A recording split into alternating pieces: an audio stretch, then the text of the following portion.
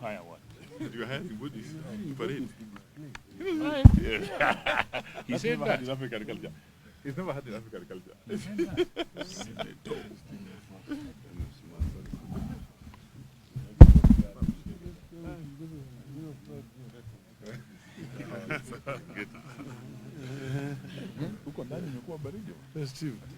It's at least warmer here.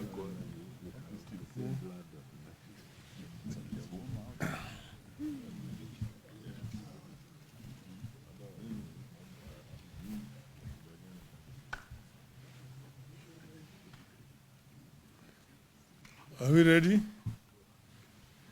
Huh? Paparazzi. We ready? Huh?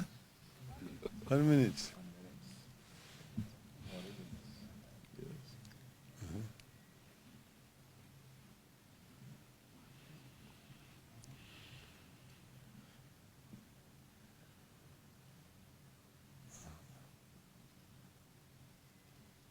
The minute is over.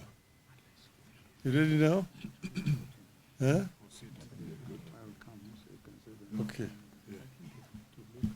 This is a statement by Azimio and on scheduled talks. We have met today to review the situation in the country against the background of planned dialogue with Kenya Kwanza.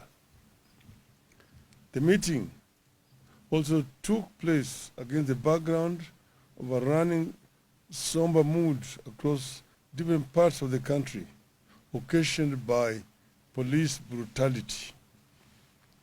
If you want to know how brutal and murderous our security forces were in the protests, you have to pay attention to the burials that are taking place across Kenya.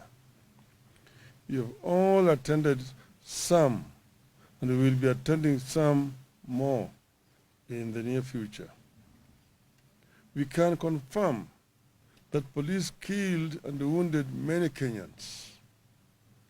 It should never have happened. It should never have happened again. And more importantly, we will do whatever it takes to ensure justice for the victims. We will ensure the perpetrators of these crimes pay. And it is actually very disappointing to see a statement from Inspector General of Police, Mr. Comey, saying that we hired dead bodies to accuse police of brutality. I don't know in which world he lives. Because the bodies we've been burying have bullet wounds on them. And death certificates confirming the cause of death. One whose neck was just chopped off in Sondo. Another one was a victim of arrow attack. So these are real deaths of human beings killed by Mr. Comey's goons, masquerading as police officers. We continue to extend our sincere, heartfelt condolences to families who lost loved ones and those who were injured. We thank all those who have contributed to our benevolence fund that has enabled us to extend some little help to victims and their families. We continue gathering data on victims, both the dead and the wounded, and will continue extending to them whatever help we can. We appeal to all the people of goodwill to continue contributing to the fund in solidarity with our quest for a free, just, and a fair country that is governed in line with the Constitution and puts a high premium on the lives and rights of citizens. If Kenya was governed by the rule of law, if Kenya had a caring government, the people we are burying and those recuperating would not have suffered that fate. Regarding the planned talks with the Kenya Kwanza, we are here to announce that we are ready. We are particularly ready to return to Bomas of Kenya. We continue regarding Bomas of Kenya as a sacred ground when it comes to the quest for reform, change, and national healing. Our team remains as previously announced. One is His Excellency Stephen Kalonzo Musyoka, who is the delegation leader.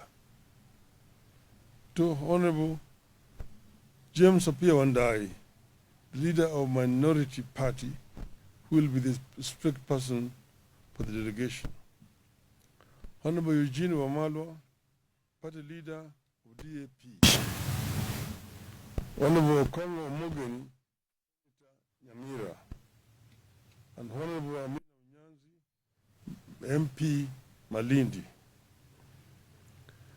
The issues for discussion from our side remain: 1, cost of living; 2, audit of the 2022 presidential election results; 3, restructuring and reconstitution of the Independent Electoral and Boundaries Commission and related matters; 4, measures to prevent interference with political parties; 5, outstanding constitutional matters, that is, governance issues, adequate checks and balances, and the question of boundaries delimitation. As we said earlier, the team we have picked reflects the importance we attach to these talks. We picked the team with a full understanding that the country is on a wrong trajectory. Anyone who thinks otherwise is being delusional. With this reality in mind, we have put in place a technical and legal team to support our delegation to the dialogue. Consequently, we have settled on Honorable Jeremiah Kioni, the Secretary General of the Jubilee Party, to head the legal and technical team to the talks. We have tasked our delegation and our technical teams under the able leadership of His Excellency Kalonzo and Kioni to go to these talks with courage of and open minds. It takes courage and open minds to establish common ground in situations of dispute. We have told our delegation, and we want all Kenyans to understand, that engaging in honest dialogue does not amount to surrender or cowardice. You must see it as an act of strength and a matter of common sense. We remain committed to negotiating in good faith on the basis of a plan to achieve a comprehensive settlement of the country's problems through dialogue. We stand for transparent, above board, and speedy talks guided by decorum, honesty, and respect for the people of Kenya.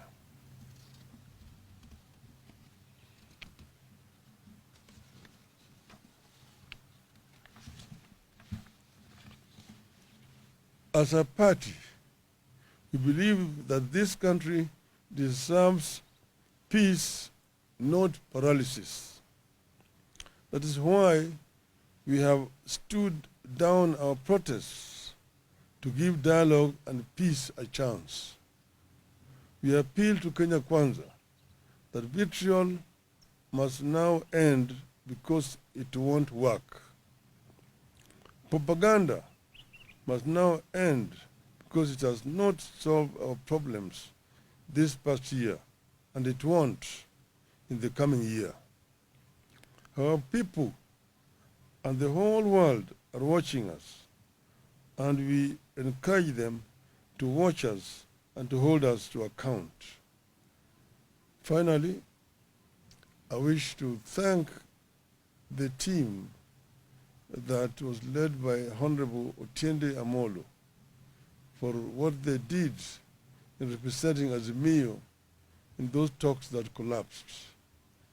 They have agreed to remain as a backup to the team that we have just selected here today. And we thank them for the showing solidarity, courage in representing Azimio in those talks.